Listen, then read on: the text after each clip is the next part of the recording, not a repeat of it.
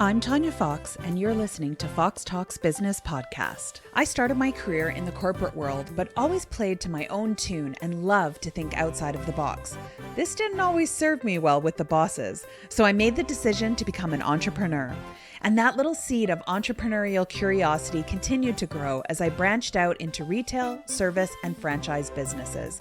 Now, I have been fortunate to have amazing successes in the last 2 decades, but they did not come without some really big failures and even bigger lessons learned. And that's why I started this podcast, not just to share the failures, but to show you how you can turn every failure into a success. We're going to hear from some amazing humans from around the world that are going to share their stories of the good, the bad, and the motivational entrepreneurial life has to offer. After all, life is too short to make all of the mistakes yourself, so why not learn from each other? And of course, we're going to have some fun, because as I always say, well, you know what? I'll tell you that at the end of the episode. All right, Foxy listeners, buckle up. We're going to be talking about one of my favorite topics, and I feel like a lot of your not favorite topic, but we're going to be talking about finances and money. But the guest that I have today brings it in a way that I think is so unique that you're just going to love this episode. It's going to be one that you go to. Pericles, thank you so much for joining me today. Tanya, thank you for having me. I'm very excited to be here. So usually I kind of get people to give me like their whole background, but I feel like there's so much that we need to talk to that I'm going to skip that usual story because there's just so much to this. And we were talking a little bit about, off air of, this mindset, and we hear so much about it, money mindset and, inspiration that people are trying to do, just sit there and think of what it's like to have a ton of money and it'll come Right. to you. And there's all of these things that are sort of out there. Talk to us a little bit on your perspective of money mindset. What does that mean, and how did you become an expert in it? Of course. Well, the foundation of our entire experience around money, our entire ability to earn money, to keep money, is given by our money mindset. I like to call it our financial thermostat. I think it's a kind of a sexier way of putting it. And most people can relate to what a thermostat is and how it works. It regulates things. It regulates things at a very specific place, and it keeps it there no matter what's going on. And our financial thermostat is exactly the same way. It determines how much money we can earn. It determines how much money we can keep. And it also determines our thoughts, feelings, and emotions around money. And there can be individual settings for each one of those. So we have some people that can make a lot of money, but they can't keep it. We have some people that can't make a lot of money and they can't keep it. And we have people that can make a lot of money and they can keep it, but they're still miserable. They're unhappy. So it's really finding the perfect setting for each one of those areas so that you have the kind of balance in your life around money. And the really cool part about this is what I found in the decades that I've been doing this is once we create that new relationship to money, once we reset that financial thermostat, our relationship to ourselves changes and our relationship to our lives and everyone around us changes, all for the better. And so I've been doing this for almost 30 years and I love doing it. It was an offshoot of being a business coach when I first started working and seeing my clients making more money, but in the same situation they were before they started working with me. Right. So if they Just the were just numbers are bigger. the numbers are bigger, but we're in the same scenario, whether Yeah. it's I'm upset, I'm stressed, I'm worried, or I can't get ahead, I can't get ahead. And that's when I knew something was going on. So I spent 2 years studying it, coming up with the financial thermostat and what that looks like, and then the way to reset our financial thermostat. And so I started implementing it with my clients then, and then it turned into its own education over the years. And that's what I've been focusing on for the last 25 years. Well, I love this. And I think, there's so many times that people think that the answer, especially if they're in a financial pit, that they just think if I just had more money, if I could just bring in more money, it's gonna, it would solve so many problems. And, that's not the truth. Yeah. I've been there. And I think a lot of people who are there going, no, if you can't handle $5, 5,000, you're going to handle it the same way. And Yeah. we hear this a lot of, trying to change your mindset. But I think people get stuck and they're like, okay, I know I need to be better at this, but I don't, they just try to adopt something else. I Right. love what you're talking about completely resetting it. So can Yeah. we dive into how does somebody go about doing that? How do you let go of something that I think a lot of people have been doing for decades themselves? Yeah. Well, this is a great topic because, a lot of people do operate on top of something. So it's kind of like having your thermostat in your room set at 72, but you're cold, and so you open up the windows because it's really hot outside and that hot air comes in. Well, what's the thermostat do? Kicks on the AC and brings it right back to 72, and until we reset that financial thermostat, we're going to be stuck there. So here's the first step to resetting your financial thermostat. First of all, is there are many distinctions around it, but I'm going to start with money. What money actually is. So it's a currency. And as a currency, it flows like a current, just like water or wind or electricity. Now, the way money flows as a current is very distinct in that it flows in a circle. So here we are, and money flows in a circle to us, through us, and away from us, back around to us, through us, and away from us. And there's this reservoir on the side that we get to keep. Now, because money flows in a circle, blocks anywhere in that flow are blocks everywhere in that flow. So we can have blocks in the flow of money coming to us, and I'll share what those are in a minute, and blocks in the flow of money going away from us. And any one of those blocks blocks the money everywhere, and especially that reservoir on the side that we get to keep. So blocks in the flow of money coming to us look like, I hate the wealthy. I think money is the root of all evil. I think if you're rich, you did something illegal to get there. I hate Mhm. my boss. I hate big corporations and things like that. All of those things are going to block money flowing to us. And then blocks in the flow of money going away from us look like, I hate paying my taxes. I never want to pay my bills on time. They're a big company. They can wait for me to pay them. I'm always going to pay them later. I'm always going to delay paying them. And there are a lot more than this, but those are just kind of the thumbnail of what those blocks look like in the money flowing away from us. And again, any one of those blocks blocks everything everywhere. So if you look at how do I clear a block in the flow? Well, the first thing, it's a three-step process. The first thing you do is you have to acknowledge it. And you have to own that that's the block that you have. I've always thought that money's the root of all evil. Okay, well, Mhm. I can own that I've had that thought, and I can really get clear about that. That's something I've got. First step. Second step is then releasing and letting that thought go. And this is the part that's challenging for some people because it's so ingrained. As you said, we've been doing it for decades in many cases. So what do? We release it. I release that thought. I let go of that money is the root of all evil. I surrender it. It no longer has dominion over me. I let it go. I turn it over into the care of God. I turn it over into the care of the universe. I turn it over to the care of the plants outside. Whatever it is that works for you, let it go. And you have to say this out loud. This is not something you can do in your mind. You have to say it actively out loud until you feel a sense of release, where you feel that, wow, okay, I can kind of feel it going away from me, right? Right. And then in that moment, create something new around money. You're going to articulate it out loud. Money loves me, and I love money. Money is an opportunity for me to do things that I might not be able to do without it.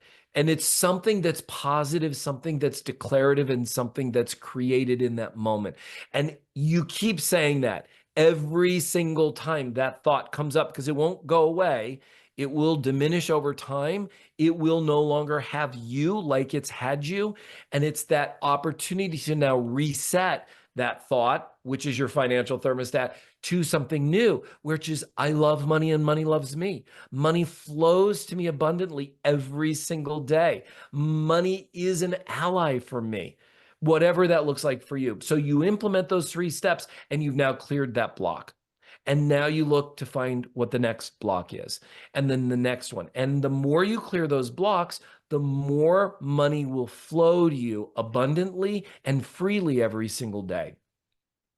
Well, and I love this because I think that what happens a lot is people, they do it once and they think it's like a one and done, right? Where this really is a type of addiction that you're Yes. trying to rid yourself of. And this is something I love that you said this is something that you're going to have to, keep repeating because those thoughts are going to come back. You're going to have those moments, where you do really good and then you're like, what happened? The fridge breaks or a tree falls on your house. I've Right. had all of those things happen. And you're like, I was in such a good spot, right? And so it's like almost all of these tests that keep coming up and go, can you kind of stick with this? So I really love that, that was such a key part is this is an ongoing thing. This isn't a Yes. one and done. It isn't a one and done. It would be like saying, I'm going to go to the gym today and I'm going to have the body of my dreams when I'm finished. Right. No, that's not the way it works. And the analogy I like to use with all of my clients is relate to money as you would relate to a significant other. We wouldn't just say to Right. our significant other, baby, I love you once, and that would be it forever. Done. We can coast for the rest of our, I told no. you I loved you 20 years ago. What do Yeah, you don't want you from remember me? that when we got married? I said I loved you, and what do you need? What are you all over Yeah. me for, right? We need to relate to money the same way we relate to a significant other. In other words, we're constantly looking at how am I interacting with them. If we went to money, if we went to our significant other and we said, you know what, I don't have enough of you. You're not around when I need you. I want you to provide for me what I need when I need it, and I'm not going to show any appreciation when you do. That relationship would be over very, very quickly. But that's the Right. way we relate to money. We Right. expect money to be there when we want it. We demand it to be there. When we go buy something, there's no appreciation, no gratitude. When it's right there in front of us, we ignore it. We don't pay any attention to it. We don't make sure it's taken care of, that it's nurtured, that we're doing with it what we should be doing with it so that it can grow and expand, just like we would want our significant other to grow and expand. What are you doing to elevate that relationship? Bring that kind of a context to your relationship with money. I promise you, it's going to be a whole different ball game. Yeah. Well, and I think, even in my own circumstance, there's been times where if I've really, really wanted something that was out of touch or just wasn't in the budget or whatever, I've always found a way to get it. Right. And it was in those moments that I stopped and I realized that sometimes my pursuit of money is because I was going after things that I didn't actually want, but I thought I was supposed to have. Right? You're supposed to Yeah. have this, pristine house. You're supposed to have all of these nice cars. And so having that, realizing that for me, one of my blocks was going, but what do I really want? Why am I Mm. trying to obtain this thing that I don't actually really want? Like the love isn't there for it. So of Right. course money's like, you don't really want this. Yeah, exactly. And I think that the pursuit of joy and happiness through money is where people end up failing a lot of times as well. They think if I just make, and you and I were talking about this off air, if I just make this amount of money, I'll be happy. And then what Mhm. happens is they hit that money and they're like, maybe it's this amount of money. And then they up it and they get there and they're still not happy. And so it keeps going up. And then we're in this hamster wheel of if I just make more money, I'll be happy. And we turn around and we look 10 years, 20 years, we've missed our kids growing up. We've missed all the opportunities that we had with our friends and family in our lives in this pursuit of something that could never provide us with happiness. People legitimately believe, and I think it's the world we live in, they legitimately believe that money will provide them happiness. And I'm here to let you know, all of your listeners, I've worked with billionaires who are on the list. I've seen the name, right? And they are, and not all of them, but some of the ones I know are miserable. They're flying in private jets, they're renting private yachts, and there's something wrong with everything. There is nothing that works. And so their life is a constant barrage of more things that don't work, dumping more money into this to try to find it's a bottomless pit and it doesn't work. And I've worked with people who have very little money, and they are so happy and they are so fulfilled. So look at money for what it is. Don't expect it to provide something that it can't. It would be like going to your significant other and expecting them to draw up a blueprint for a home that the home of your dreams, when that's not their area of expertise. We Yeah. wouldn't do that. It's the same thing with money. When we let go of that and we understand what money can provide us and what it can't, suddenly we start looking here for happiness, joy, and fulfillment, and life is a different experience. Well, and I love this. I think it's so true because I think like I don't think anybody's ever looked at a bill like a dollar bill, whatever denomination, and like hysterically laughed and went, "Oh Right. my God, this is the funniest thing." But we, like you were saying, we expect that joy out of it. But I'm like, it is literally impossible to bring you that joy, right? Right. But I think it's that, especially and in today's world where we're so sort of bombarded with materialistic things that we're trying to live up to a standard that we don't even want. Right. Right. And it's not to say that money can't provide us with experiences that we love and things that we love, but the love of life comes from here. Mhm. I surround myself with beautiful things that I love, but I don't need these things to experience love in my life. They're things that I want to have in my life because when I look at them, I'm happy. When I look at them, I feel pleasure and I can appreciate the artistry and the history and all of those things. But I don't need them to wake up in the morning and feel joy and happiness. I wake up in the morning and I have that joy and happiness around me. And so when we've got that understanding and we've got those boundaries really clearly laid out, suddenly we have the opportunity to live a life of fulfillment, which is, I think, what everybody really wants. And again, we're surrounded by social media where, you see young kids who are on there talking about, well, I could spend $1 million in an afternoon. That's no problem. And these guys have no idea what money is. They don't Yeah. have that kind of money and they never will. They want to look like they do. And so the question is, and I may have sounded a little judgmental on that, and I really don't have any judgment about it. If you're somebody who's looking for that, pursue it, go for it. That's fine with me. But if you're somebody who's looking for true happiness, it's not going to be there. It's going to be somewhere else. Find it within and pursue that with zeal, because that's where your true happiness is going to come from. Yeah. And I think it's true. You have to decide what it is. And I always think about it when I go out, with some of my younger siblings and some of my younger girlfriends, and they're all like taking pictures of their food. And I guarantee you will see me at the table taking zero pictures Right. and just like having almost an orgasmic experience over how delicious this hot food is. And I've Right. discovered that hot food is my happiness.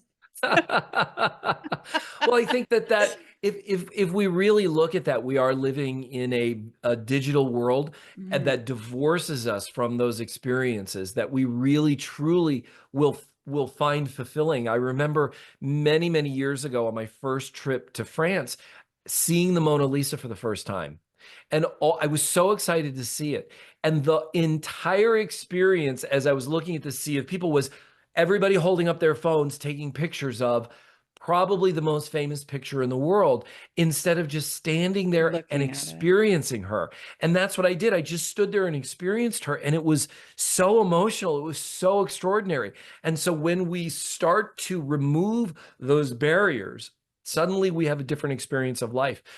And it's the same thing with money. When we operate from money's everything. Everybody has to see how I look. I have to look good for everybody. Everybody has to think I'm wealthy. Or are you more interested in actually being wealthy? Or are you interested in people thinking that you're wealthy?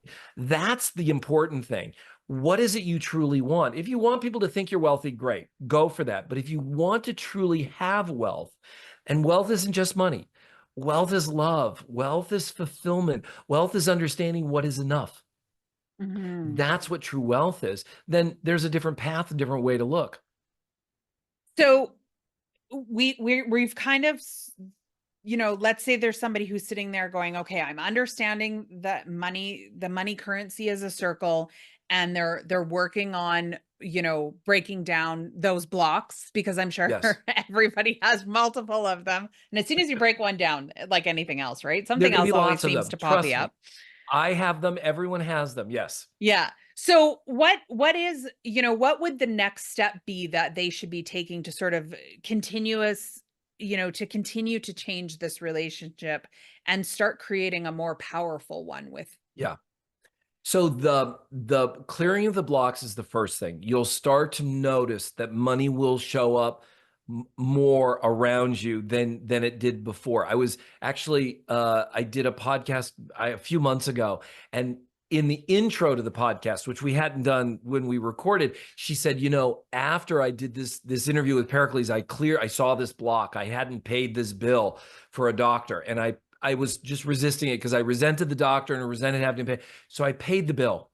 And as I paid it, I just thanked him, like from my heart. I just said, thank you for the service that you provided me and all of that. And I sent off the payment.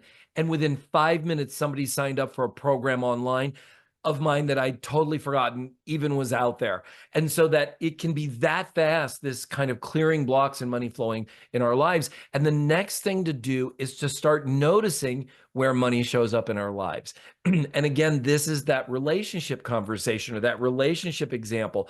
We say we want the perfect person to show up in our lives. And then we go out into our world and somebody shows up and we're like, nope, that's not them. Nope, that's not them. Nope, that's not them. And we're literally killing people off who could be the perfect person because they've got the Right. wrong color hair or they've got the wrong kind of clothes. Whereas when you're out in the world and you see a penny on the ground and you say, that's just a penny. I don't want a penny. Well, you just told the universe that you don't want more money. Yeah. You don't want more money because that penny is 100 of those makes $1 and 100 of those makes $100 and so on and so forth. So if you can't appreciate the individual part, how can you expect to appreciate the bigger bill? It would be like saying, oh, my significant other, I hate their hands. They're so disgusting. I never want to look at their hands. Well, how do you think they're going to feel? They're Yeah. certainly not going to want to be with you. So anytime you have the opportunity of money showing up in your life, look at it. If it's a penny, if it's a nickel, if it's a dime, pick it up. Express that gratitude for it and put it into a place of reverence. I have in my entry hall, I have a what I call my found money vessel. And one year I found $700 in the course of a year just by Wow. walking around and doing my thing and looking for money. That's not a small amount of money for found money. So anytime money shows up, anytime an opportunity for money shows up, somebody starts talking to you about a business opportunity or some other thing, don't just kill it off. Doesn't mean you have to say yes to everything, but explore it. Allow it to come into your life. Allow it to come into your conversation and look at it and say, ooh, this might be a good opportunity for me. Or, wow, I've really looked at it from all the angles. I'm grateful that it came into my life and that opportunity was presented, but I'm going to choose to not pursue it at this point. That will give you so much more power, and you'll now have more opportunities for money to flow into your life than you ever had before. As you're saying this, it's reminding me that, well, it's reminding me that I've forgotten to continue to do that. And I remember I used to do this exercise where every time my bills would come in, I would find myself initially moaning, right? You get that Mm, windowed envelope and you're like, "Gosh, damn it." right. Again, right? Like nobody ever sends me like letters in the mail kind of thing. And Right. I remember kind of going through an exercise like this. My coach had got me through. She was like, I want you to say thank you for whatever it is. Like, thank you to whatever the city for bringing me water Yeah. so that I could have a shower. And, and I remember doing this exercise. I remember resenting the exercise at first because I felt stupid walking, like literally walking around my house in the morning, and I had to do it for 5 minutes. So I would like Mm, set a timer on my watch. But it was really beneficial at the end. But I had to walk around and thank stuff. Like I had to look around my house and be, and not just be like, thank you, lamp, thank you, right. carpet, thank you, but like, why am I thanking it? Thank you to Right. this plant because, you clean the air and you bring me joy when I see you and, Right. whatever, you remind me of my mom. And like, I realized it started to get easier. Money started flowing easier. Like all of a sudden the bills were easier to pay. But in also doing that exercise, I also found my happiness was going up Mm, because I was purposefully looking for the joy instead of Right. just being like, ugh, like here we go again. And Yes. knowing this isn't going to stop. Like these bills, the credit card bills, the gas bill, like it's never going to end. But Right. I think that, for so long I was choosing to look at it as, so I was almost preparing myself for that downer every single month for the rest of my life. Yes. Yeah, Tanya, this is so brilliant what you're saying because there are several elements. The first element is when we write that bill to pay that bill for the mortgage or the rent or the utilities, and we've got that resentment, that's a block in the flow. That's a Right. block in the flow of money going away from us, and clearing that and actually expressing that gratitude, like you said, this is a roof over my head. But it's not the roof I want. Okay, got that. But it is a roof over your head. And there are Yeah. people who go to bed every single night praying to have what you and I have. I don't care what you have and what you think you don't have. There are people that go to bed every single night praying that what you have would show up in their lives because it would be a blessing. And when we shift that in it, we do relate to it as a blessing. Those blessings and that gratitude begets more blessings and more gratitude. And when we walk around our house and we actually experience the joy of a beautiful painting or a piece of artwork or a plant or whatever that may be, it makes a difference. It changes our vibrational frequency. Yeah. When, it's, you were saying earlier about people like it's always something, it's always something. That vibrational frequency attracts more of it's always something. So when we shift that vibrational frequency, suddenly we're attracting money, we're attracting joy, we're attracting happiness, we're attracting fulfillment. All those things start to show up in our lives much more frequently. It's a very simple shift, but it's so important. This is also the reason you mentioned this like at the top of the interview. You were talking about kind of thinking about money and wanting money to show up. And it's that Mhm. manifestation that people want to do. And there are so many people out there that talk about here's how you manifest. You do this for 3 days, I guarantee you will manifest. None of that will work if your mindset is, but not for you. It's not Yeah. going to work for you.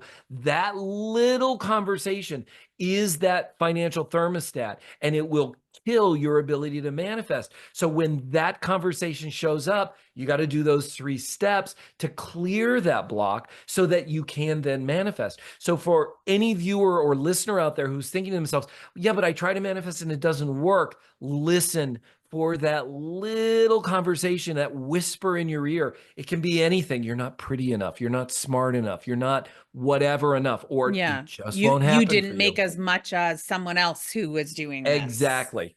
Exactly. And that clearing that out will suddenly shift everything.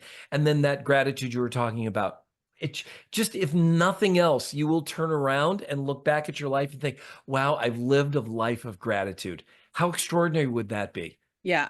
Well, and I think it's true, and money did start popping up in, like, weird places, which it was funny because I remember kind of my son going, "But you put that," like, I found 20 bucks in my pocket, right? I put Mm, a jacket on that I had never worn. I dig into my pocket. I'm like, $20. Oh my god, thank you. This is amazing. Like, what are we gonna do with this? And he's like, "It's your money. You put it in there." And I'm like, "But not really. It was lost. I hadn't worn this jacket for 3 years." Like, can you believe that? I had all of this money sitting around me, just mm, waiting for me to, like you said, waiting for me to find it. yep. And it's, that's why I like having these conversations, because sometimes we forget, like even I'm like, oh gosh, that brought up that story of how excited I was after doing this exercise. I think it was about 2 weeks into kind of doing the gratitude Mm. exercise that I realized, like, I never in my life would think I would got as excited for $20 as I did that day.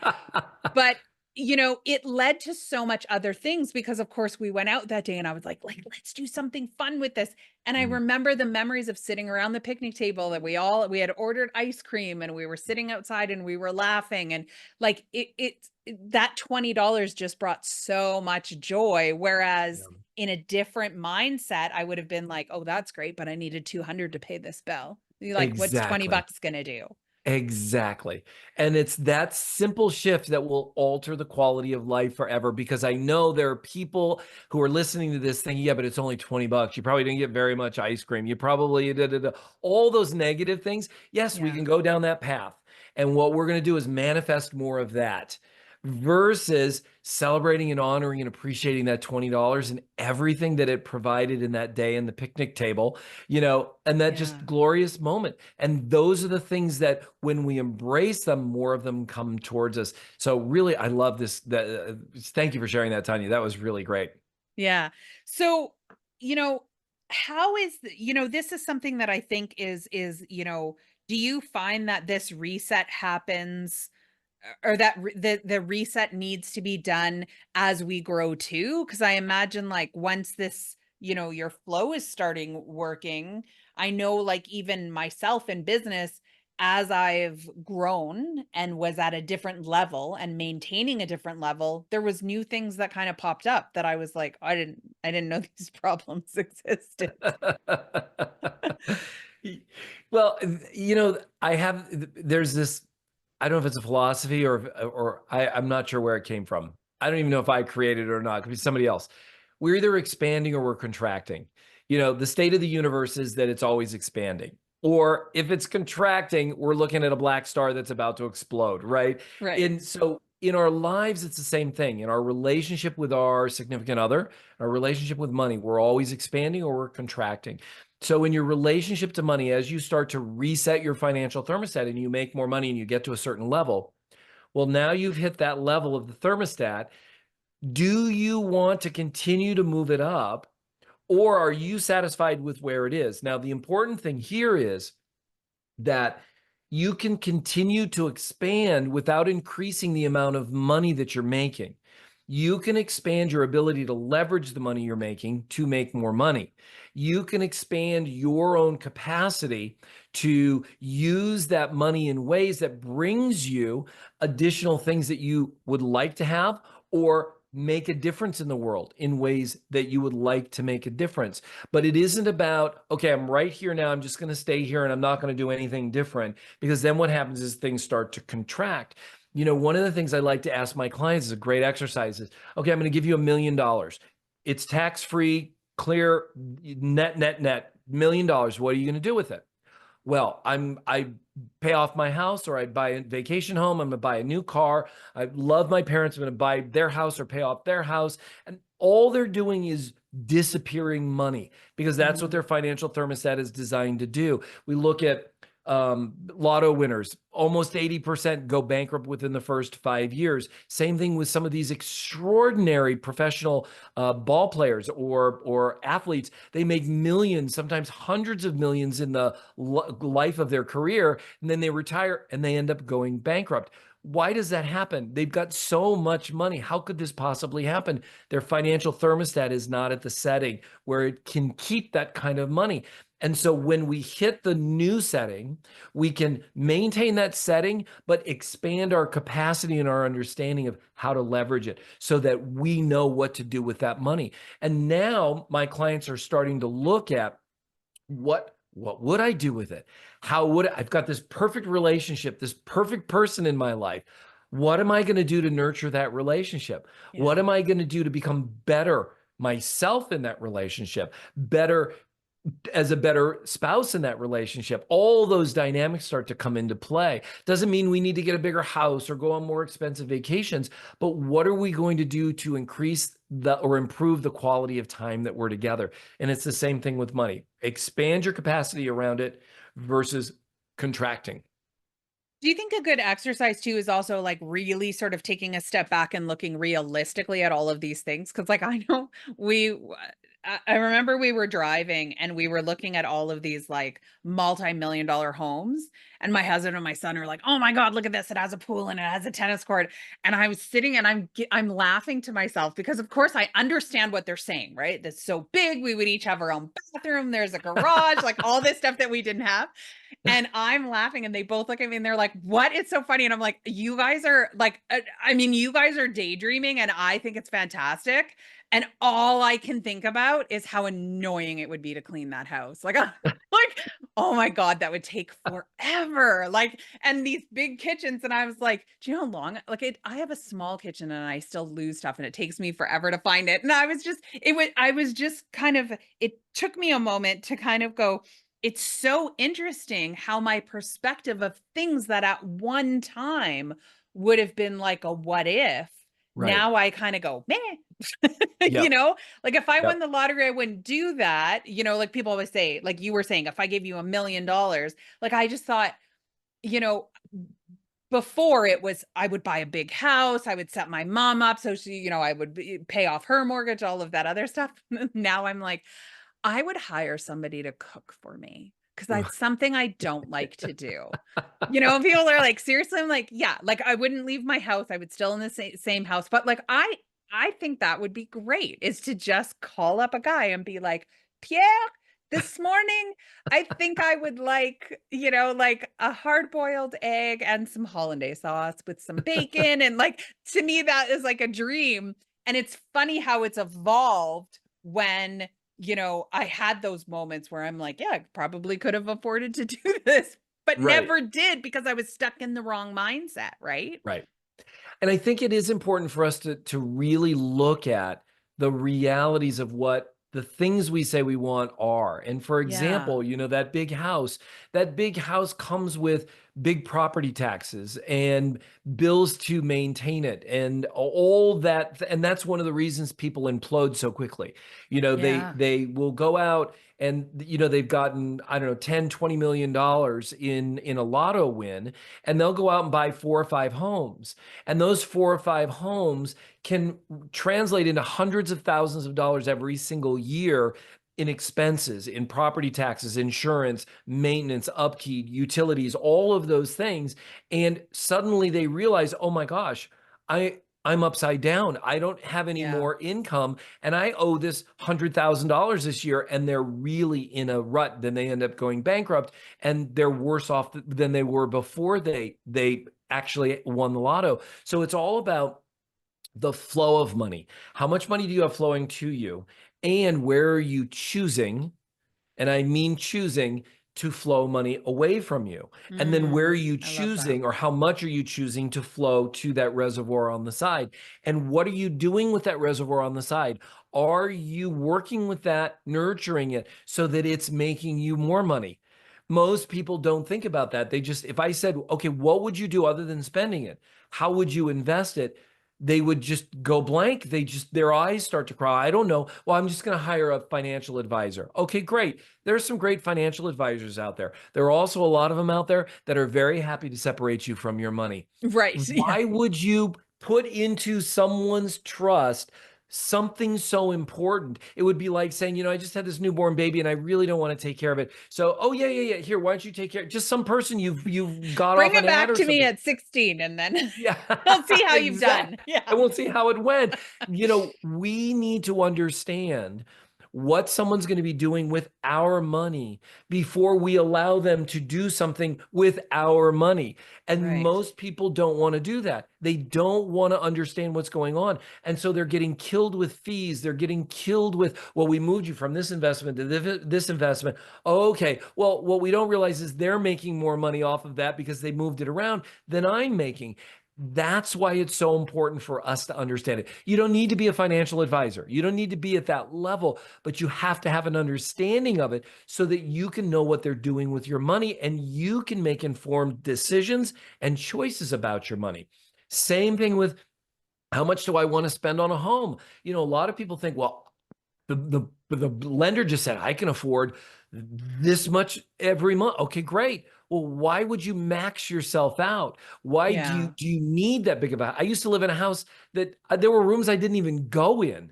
And I Yeah. didn't need that, right? So what do you really need? And then what do you want that's above that? A lot of people will say, well, I need this. And I'll say, do you really need that? Well, no, but I'd really like it. Okay, that's a want. Understanding the difference between need and want is really important, because then we start to make powerful choices around where we're flowing our money and whether or not we want to continue flowing our money in that area. Well, and I think this is a good exercise for everybody, is to, even take a look at, because I have a bookkeeping company, we hear this all the time from our clients. And I usually say, like, I want you to take a look and save like every single receipt on what you spend and find out what your money is trying to tell you. Because there is a story, it's talking. But where is it going? Right. It's that old adage of like sending somebody into a dollar store and then come out and go, oh, I spent like $50. And I'm like, well, yeah, right. Like, or I remember doing an experiment one year where I had students from a university that had come to the company, and we're just kind of seeing like how the inner workings. And I would bring them, and I go to a Walmart, and you can do this if you want because it's fun, and especially around Christmas, and saying to people, how much do you think is in your cart? And this shocking statistic of how many people were doing the pay or the pray and pay, I call it, where you get there and you're like, I hope this card goes through. Right? Of having like no idea of how much stuff is, because we do it all the time, right? I still do it. I just did it yesterday. I went to the grocery store and I remember getting to the till and going, I did not think I had that much in the cart. Right. But I think it's like what you're saying is, opening your eyes and going, really paying attention to where are you putting this stuff? Because I think a lot of the times we say, oh, I don't have enough money. But again, it's like, but where are you putting it? Right. You're bringing in $100,000, a year. Where's Where that is it money all going? going? And most people don't know. And this is a Yeah. great exercise. So two things I want to say to this. One is this is a great exercise that I have my clients do right off the bat. Right. You're going to write down every single penny that you spend in the course of a month. You're going to understand and know exactly where you're flowing your money. And 99% of them are freaked out by the end of the exercise. They cannot believe how much money they're just disappearing every month on things they didn't even realize or didn't even want anymore in their life, right? So, excuse me, that's a really important exercise. And then the other exercise, which I love, the Walmart thing, most people approach it from go into the store and fill the cart up and then find out what it costs afterwards. I Right. like to reverse it. Go into the store knowing you have $50 to spend. End of story. You've put aside $50. That's what you have to spend. We start making different choices. We start creating different priorities when we put ourselves into a responsible box. I have something that I train my clients to do is create a vacation fund. What most people do is they get to a place in their life where they're exhausted. They're beat down by life. I deserve a vacation. Yeah. Great. How much do you have to pay for a vacation? I don't have anything saved. Yeah. So what are they It's going to do? going They're on going the to put it credit on a card. credit card. Exactly. They're going to put it on a credit card, and then they're going to go on this vacation. Day one, they're going to be so happy. Day two, they're going to start thinking, oh my gosh, is this card going to clear for this drink or this dinner or this? And then they're going to start thinking about that credit card bill that they know is coming when they get home from vacation. So the whole rest of the vacation is worrying about and stressing about how much they're spending, how much this is costing, and the bill that's going to be there when they get home. So the whole purpose of the vacation is now destroyed. Then they get home and that bill comes and they spend the next 6 years trying to pay off a vacation that didn't provide them with what they wanted. And it's just adding mass to that stress and anxiety versus every single month, flowing money into your vacation fund. Every single month, flowing money into your vacation fund. And then when it's time to go on vacation, looking at that fund and saying, wow, I have $500. I have $5,000. I have whatever amount of money I have in my vacation fund to go on vacation. I'm going to not spend more than what's in this fund. And then if I'm going on vacation, let's say I have $2,000 saved up. I'm going to put it on a card. I'm going to go on vacation. I know I have $2,000. I'm going to do all the things I want to do that's within that $2,000. I'm going to come home.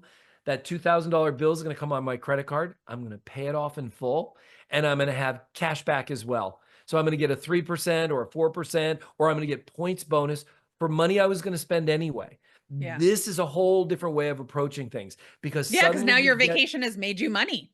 your vacation's made you money and has provided you with the vacation you deserve, the vacation you've earned, the vacation you've saved for. So you really do get to relax. You really do get to enjoy it. It's a whole different approach to it. And that launches you into your non-vacation time recharged, reinvigorated, nurtured the way you want to be nurtured. And you've got that cash back. Well, what am I going to spend that on? Right? Or Yeah. what am I going to do with that? maybe reduce the amount I'm going to spend on my next vacation. So I'll keep that cash because I've got that 3% back. I'm going to take that cash and put it in my bonus fund or whatever it is that I want. It's a whole different approach to money and relating to money. It's very empowering.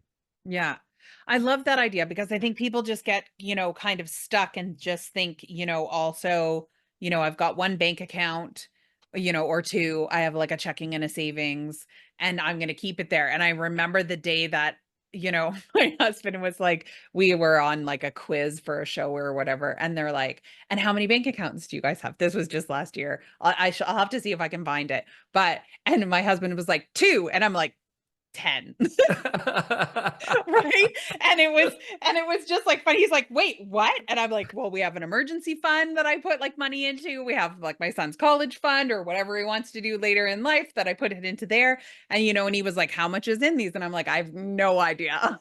Like, because for me, it was also developing that relationship of going, if I know, I am very good at talking myself around stuff. So if I know what the balance is and something happened somewhere else, right? Like when the tree fell through the window, I would have been like, I need to pay for that. I'm going to take a little bit from this. I'm going to get a little bit from that because Mm, I knew it was there, right? So right. my mind was always thinking of ways to spend it. Whereas having that one account that I don't know, like my vacation fund, I don't know. Whatever money's left over goes Mm. into that account, and then we look at it and then we plan it from there, which kind of is a lot of fun.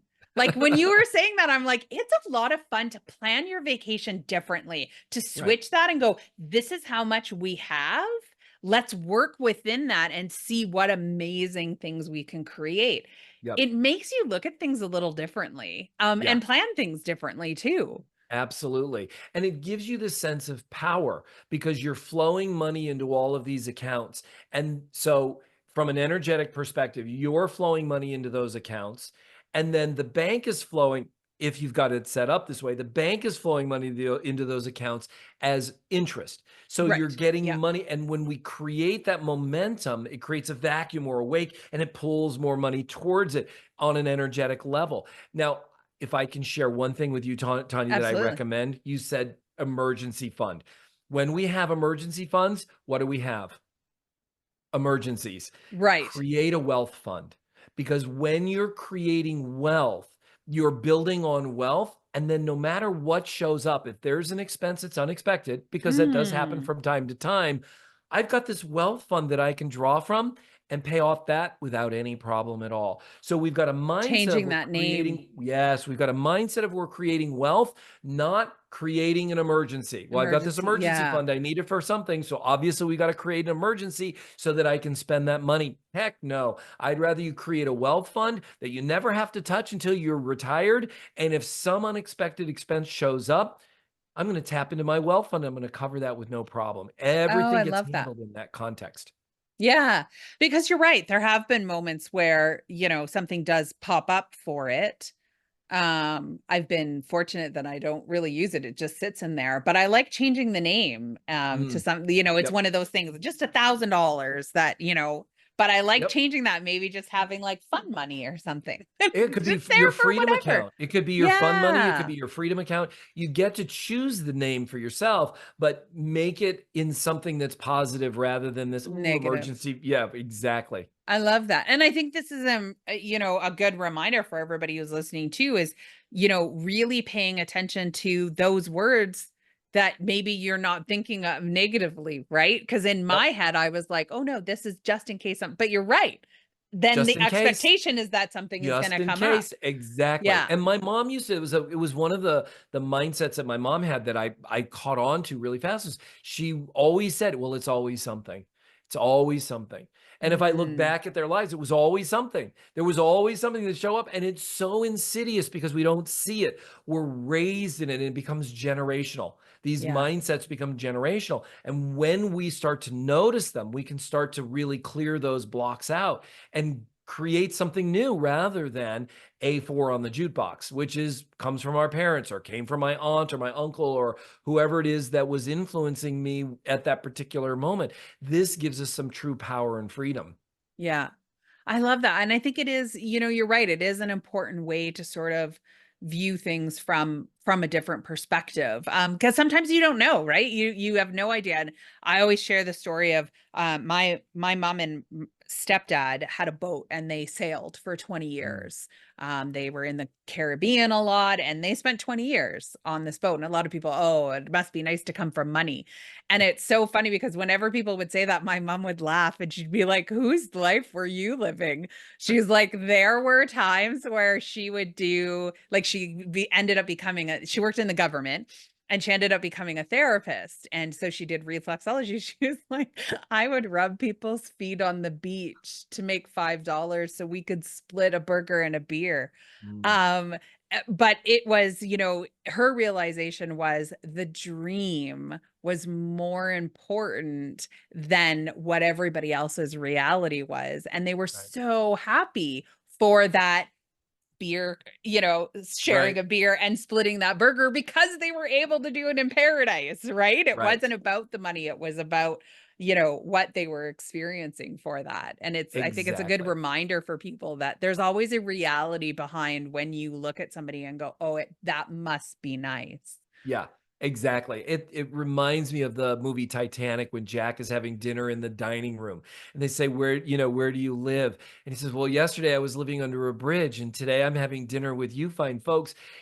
His life was fulfilled because he was living the adventure that he wanted to live. And it wasn't about money. If there was an opportunity to enjoy something that was luxurious, of course he would take the opportunity. But if not, he was still enjoying his life. So, can we live our lives in a manner that's consistent with who we truly are, not with some Instagram image of what we want people to think we Mhm. are, but who we truly are? And it may look different for different people.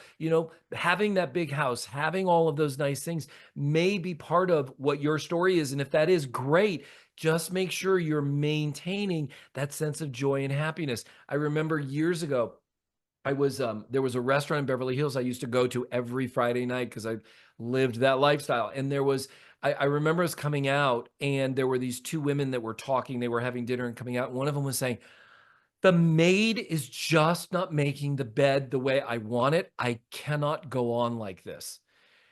And it hit me like a ton of bricks. And I thought, here's a woman who probably lives in this huge house, is beautiful, has everything she ever needs, and she's miserable because the maid isn't making the bed the way she wants it made. I got really clear about my boundaries in that just that one little clip of life. Make sure you don't become that which you don't want to be, right? Make sure Yeah. you're truly being who you want to be. And if you think that money will make you bad, it won't. Money is an inanimate object. It cannot make you bad. It cannot make you good.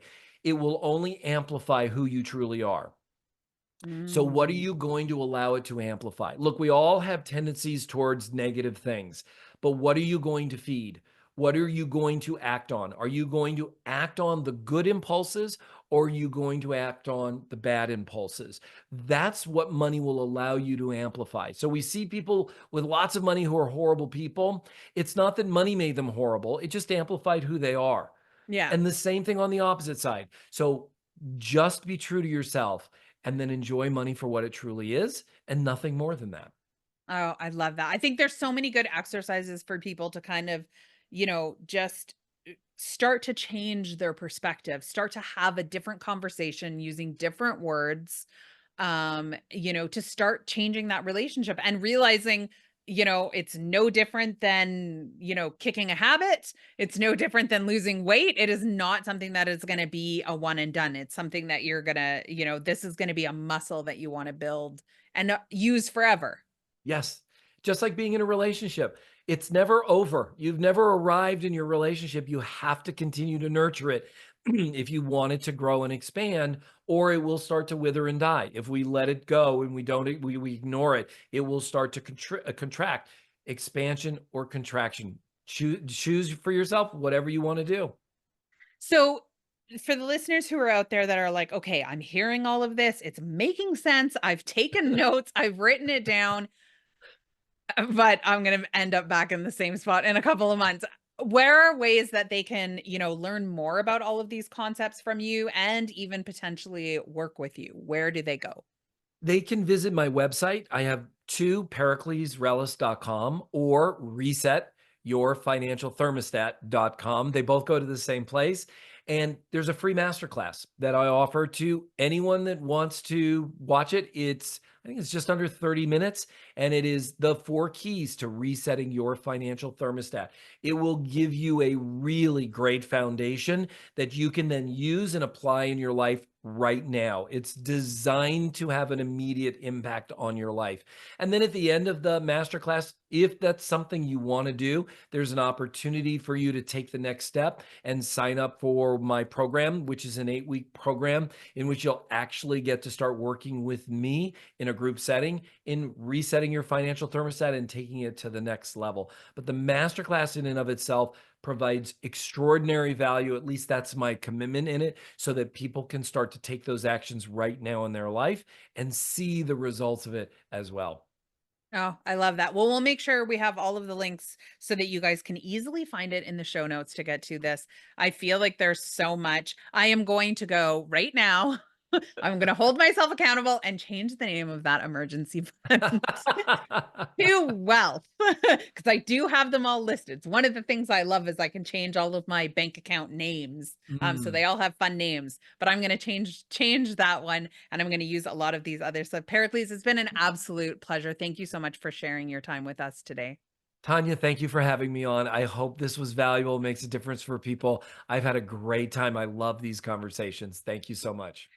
Changing your money mindset is something that we hear about often, but why I really wanted to have Pericles on is because he gives you tangible ways and steps that you can go about really changing your perspective on how it is that you look at money, how it is you feel about money, how it is you talk to your money. And like I said, throughout this episode, there are a lot of times where you need reminders of this. I did. There's little tweaks and changes like not using the word emergency fund and using a wealth fund instead.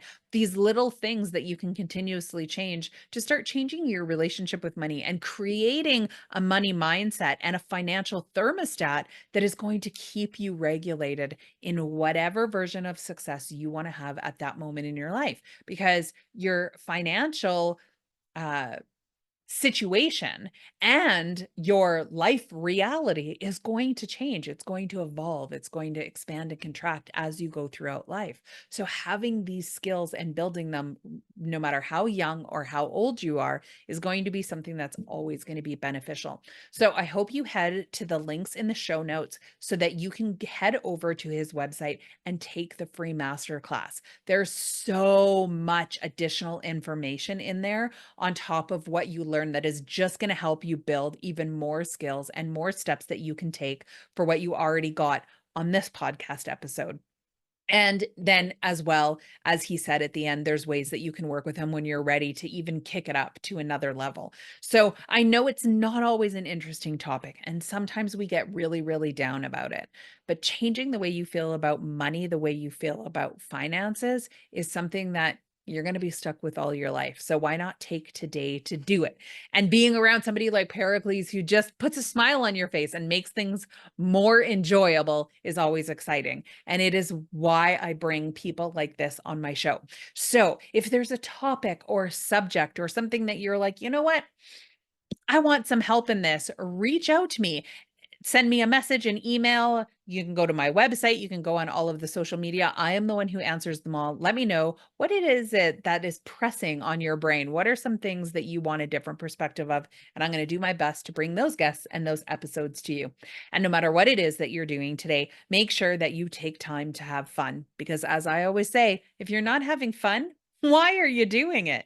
Have a great day, Foxies.